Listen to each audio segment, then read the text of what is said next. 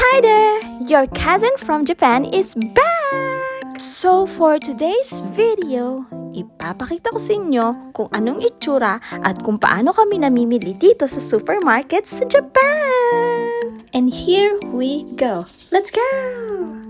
At dahil may kasama akong maarting princess, na inutusan akong kumuha ng car card niya kasi daw napapagod na siya at ayaw niyang maglakad. So ayan, voila, for the madam, ang prinsesa. Feel na feel pa nga ang salamin niya. Tignan niyo naman. Paakyat pa lang kami niyan ha, pero ang dami niya na talagang bilin.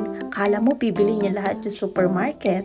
Gusto niya magpabili daw ng orange, ng apple, ng kung ano-ano, may jelly pa nga. At nandito na nga kami sa loob ng supermarket o yung mga mahilig sa spam dyan. Ayan, pasalubong ng bayan. O sino yung relate dito? Yung kapag may spam sa bahay, ibig sabihin, may taga-abroad na dumating. Anyway, eto nga, may nadaanan kaming nagpapa-free taste ng orange. O syempre, ang princess hindi pinalampas ang free taste. Pinoy na Pinoy, diba? Manang-mana ka sa ina mo. How's it? Good? Nauna na sa amin pumunta dito ang daddy namin. Kaya habang hinahanap namin siya, ipapakita ko muna sa inyo yung mga gulay dito. Ayan, katulad niyan.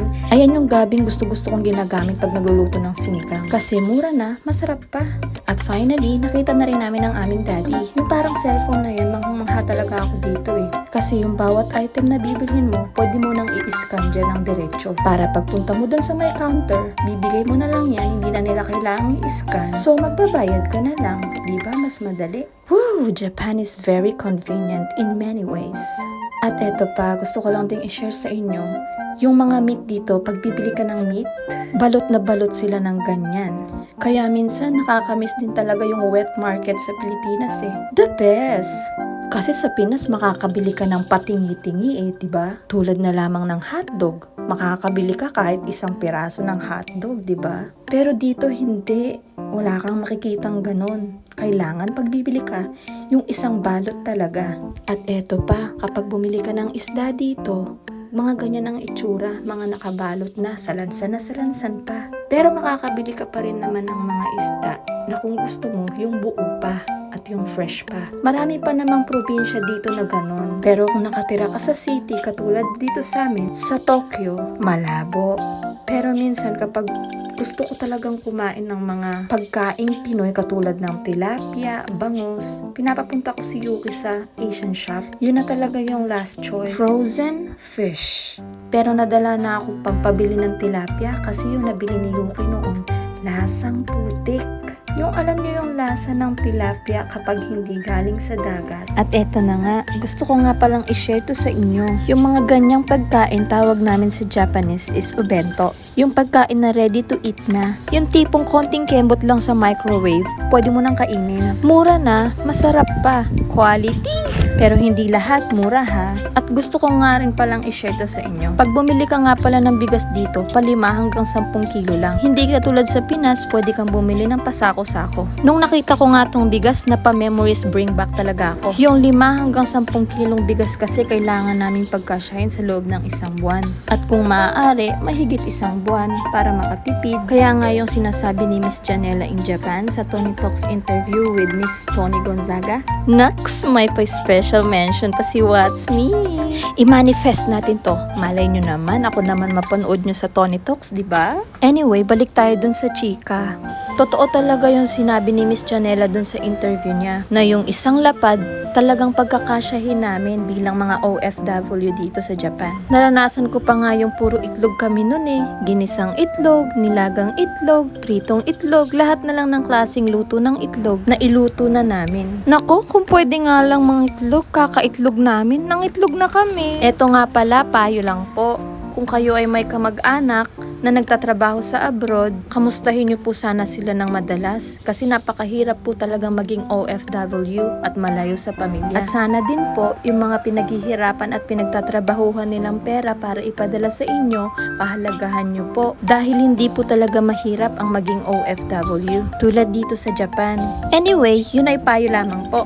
At dito na nga tayo sa alcohol section. Oh, shoutout nga pala dun sa manginginom dyan. Favorite nyo, oh. Syempre, alam ko maraming manginginom ang manonood nitong video ko. Kaya ayan, syempre, hindi ko kinalimutan yung favorite nyo. At ganito nga pala yung itsura ng tinatawag nilang sake dito. Parang gin bilog sa Pinas. Clear lang. Pero itong sake, hindi lang sa pangtagayan ang gamit nito. Minsan, yung mga iba, ginagamit din nila sa pangluto. At eto na nga, yung favorite nyong pinopost, yung Jack Daniels. Yung kapag may inuman, tapos may Jack Daniels sa lamesa, yung pipicturan mo, tapos ipopost mo sa Facebook, kahit yung iniinom mo gin bilog.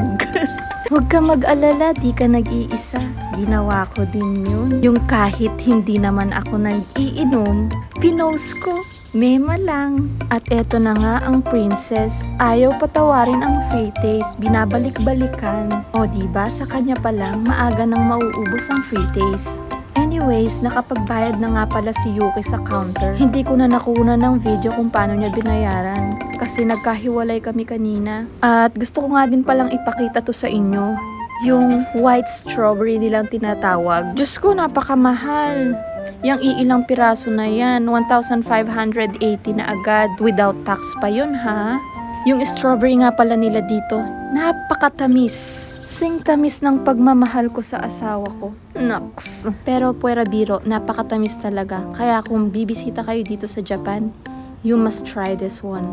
So, since we're finished, let's go home. Mahal mo ako? Mo ako? I'm asking, mahal mo ako? Yes. Mahal po? Hit. Too much po. You're so polite.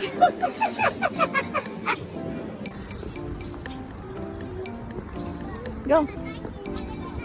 This way. What? Huh? You cannot what? I could not hear you. I cannot go for now. Why? Because I'm very cold. What?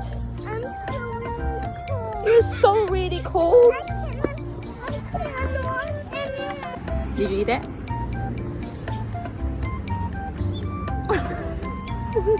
Daddy, eat it. It's okay. O, diba yung pamilya ko, may maarting pretty. Yung isa naman, baliw.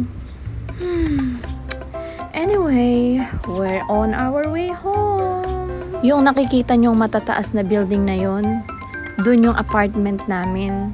Yes, tama po yung narinig nyo. We are renting our apartment. Hindi po talaga sa amin. Common lang po talaga yung mga ganun dito kasi mas mahal pag bumili ka ng sarili mong bahay at lupa. Kaya kung saan talaga yung makakatipid kami, doon kami. Basta ang mahalaga, hindi kami nagkukulang sa mga pangangailangan ng mga bata. Yun naman talaga ang pinaka-priority namin. Tsaka ang mag-ipon para sa future. Ayaw naman kasi namin na habang buhay magtatrabaho kami. Syempre gusto din naming ma-enjoy ang buhay naming mag-asawa. Sa ngayon kasi yung mga bata talaga ang focus namin. Bigay sa kanila ang lahat ng pangangailangan nila hanggang sa makatapos sila ng pag-aaral. Lahat naman ng magulang yun ang pangarap nila sa mga anak nila. Ang mabigyan sila ng magandang buhay at makita sila na nasa maayos na pamumuhay. Kaya naman napakaswerte ko din naman talaga sa asawa ko na yan. Kahit nakuripot yan, walang luho at alaga pa sa pamilya. Arigato, si! Arigato, si! Ah, hold on.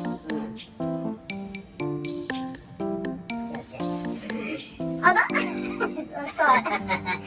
So, again? So, again. Unchi. Daddy, what are you doing? Pero pagdating sa pagkain, napakagalante ng asawa ko na yan. Kaya nga lumaki ako ng ganito eh. And finally, we're home! So kung umabot ka sa panonood ng video ko hanggang dito, congratulations! Tapusin mo na din. Sayang din yung views mo. At eto nga yung vlog na konting shopping. More on chika! Bye!